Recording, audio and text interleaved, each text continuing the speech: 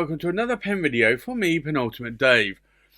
So I have here another pen to review. Now, this isn't an unboxing review, just a regular review. But this is a Nakaya, and it is a lovely Decapod writer in Heki-Tamenuri. Now, this was loaned to me by a friend, Gary Dapperman, at the pen club that I organise. And he's had this pen for some time. He bought it off, I believe, originally off of Anthony from UK Fountain Pens. It's a lovely Nakaya, and this is something like you'll probably recall that I've had a lot of Urushi pens in my collection, and Nakaya has certainly been one brand that I've always liked the look of. And I think that the Decapod and the Decapod Twist are the two more famous versions of the pen. This is the writer's edition because it has a clip. The non-writer's edition versions do not have a clip. But this is a very, very nice pen, and I have to say, I own a couple of Nakayas. I own a couple of long cigars, one in Heki-Tamenuri and one in Toki-Tamenuri. But I don't have the Decapod, and maybe I've missed out on that. I do like the Decapod, more so the Decapod Twist. But this is quite an interesting pen. So it is an Urushi pen. It is made by Nakaya. If I unscrew the cap there, you'll see the Nakaya nib. Now, as I understand it, this is or was a broad nib that got turned into a sort of cursive italic fine nib.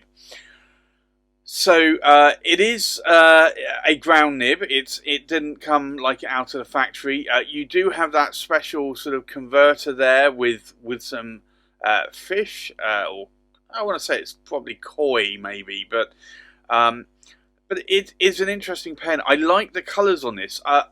I personally prefer Aka-Tamenuri over Heki-Tamenuri over Toki-Tamenuri.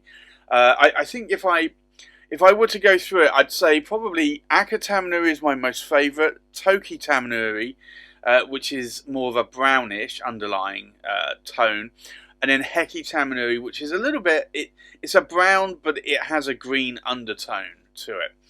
Now, can you post the cap? You can do, and it will post deeply and securely, but it is a fairly decent size in my hand. I do find that section, though, is a little on the short side in terms of not only where the threads are, but also the thickness of that. I think I would prefer the threads to be up more closer to the barrel there, because I do have my fingers on those threads, and I do feel them. They're not deep, they're not sharp threads, but I do feel them. Now, in terms of the Nakaya nibs, you can order nibs in various different widths. A lot of times, you cannot buy these nibs, so you have to order them on your pen, and if you cannot get it, then you have to effectively get the nib ground down, which is effectively what happened with this nib. It's a nice pen. I have to say, I have always liked the look of seeing this pen when Gary brings it to the pen clubs that I organise.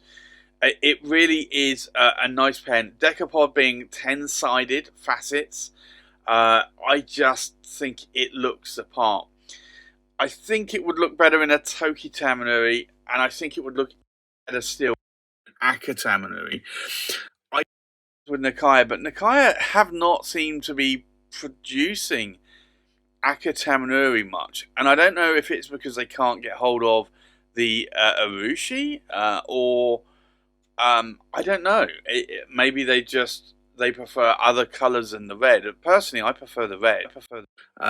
When I'm going for an Urushi pen.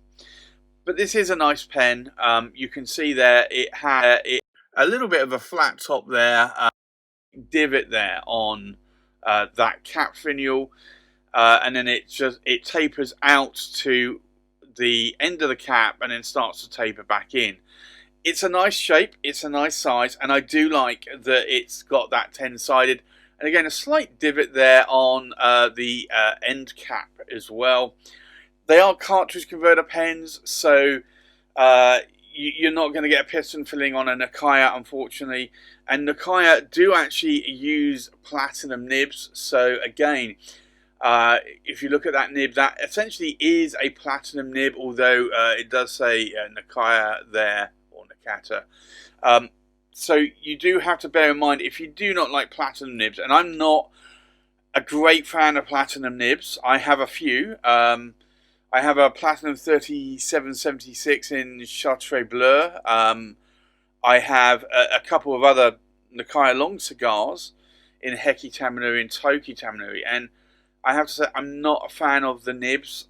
I think the reason being is that they are a little bit more narrower than Western nibs, and they are very, very stiff or rigid nibs with a bit of feedback as well. So I think if you are thinking about a Nakaya and adding a Nakaya as a grail pen, definitely check out a platinum nib first and see if you like it, because if you don't like it, it's going to be an expensive pen to maybe throw some money at, which you probably don't want to do.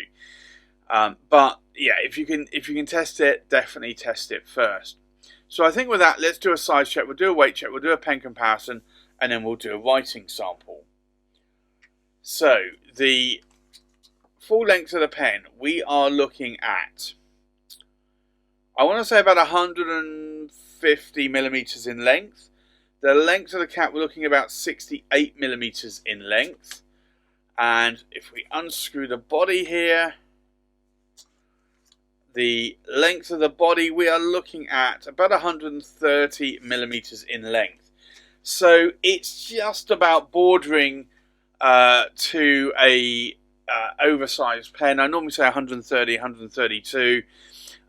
The lovely colors that you get here on the section where they have sort of sanded urushi down is really quite nice.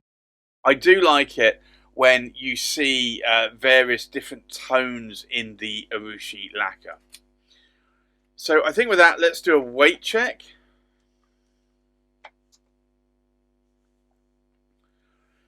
So the full weight of the pen, uninked, we're looking at just under 25 grams in weight. The weight of the cap, we are looking at just over 8 grams in weight. And the weight of the body, we are looking at just under 16.5 grams in weight. So not a bad weight. It's not a super lightweight pen, but it's also not a heavy pen. So from left to right, we have a Marjon Titanium TI-136. We have a Pelikan M805 Vibrant Blue. We have a Pelikan M800 Arden. We have a Montegrappa Extra Otto. We have an Anoto, and this is the Platinum Jubilee Overlay. We have a Nakaya Decapod in Heki-Tamenuri.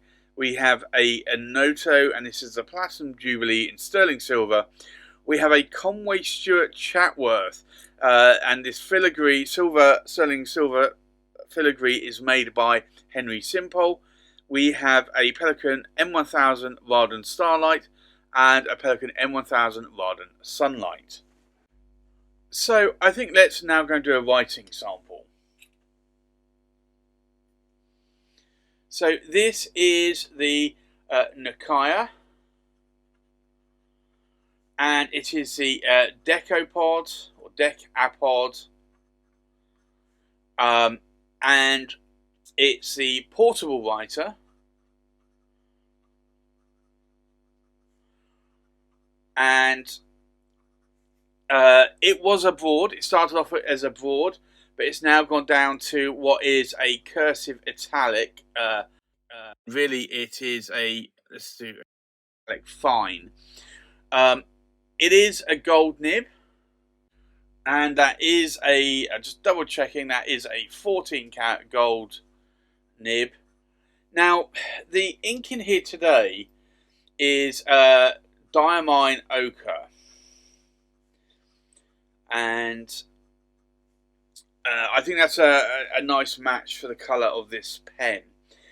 Now, in terms of line variation, this is definitely, I'd say, what would be a Western Fine. You can push it a little bit more. I want to say you're getting towards a medium, but I don't think it is. And you can see there that the figure of eights and then the more vertical lines, there's no hard starts or skips. Now, in terms of ink wetness, let's have a look. It's quite a wet nib. You can see there, but it's not a fire hose nib. Now, what do I like? What do I not like about this pen? Well, first off, I'd like to thank Gary for loaning me this pen. And also, prior to that, Anthony for selling this pen to Gary. I like that it's a Nakaya. I like that it's a Rushi. I like that it's a Decapod. I'm not a great fan of clips on Urushi pens, so I'm not a great fan of the portable writers or writer edition pens from Nakaya. But I do like the colour, although, as I've said, I do prefer Toki-Tamenuri or Aka-Tamenuri over Heki-Tamenuri. Heki, I always remember, Heki, H is close to G, which G is a green. T is Toki-Tamenuri or terracotta colour, and Aka-Tamenuri is just red. What do I dislike about the pen? Well, I think it's a shame and it's a travesty that Anthony, before he sold the pen, when he bought the pen, he bought it from nibs.com, and he had John Mottershaw grind that nib from what was a broad nib down to a cursive italic fine nib. And I have to say, I do find that nib a little bit scratchy. I'm not into cursive italics so much. Like I find that they're a little bit more crisper, and I prefer a smoother nib. So for me, I would have preferred to have stuck with a broad nib, honestly. But I know at the time, Anthony, when he bought this pen, prior to selling it to Gary, he wanted it in a cursive italic fine. So each to his own, but I would have said I think it would have been better just leaving this as a broad nib. Other than that, though, I like the pen. It's a really nice pen, but would I buy one? I probably would. I think I would buy, if I could find a Decapod twist, not a regular Decapod, and not a portable writer, then if I could find one in Aka-Tamenuri, possibly Toki-Tamenuri, for the right price, then I probably would buy one. I do like the size of this pen, and I do kind of feel that I've missed out on the Nakaya Decapods, and it would be nice to add one to my collection, but they're also very hard to find brand new. So there you have it. That's my review of the Nakaya Decapod portable writer in a cursive italic fine with a 14 karat gold nib. Thanks for watching. Please like, comment, subscribe, and I'll see you on the next pen video. Bye bye.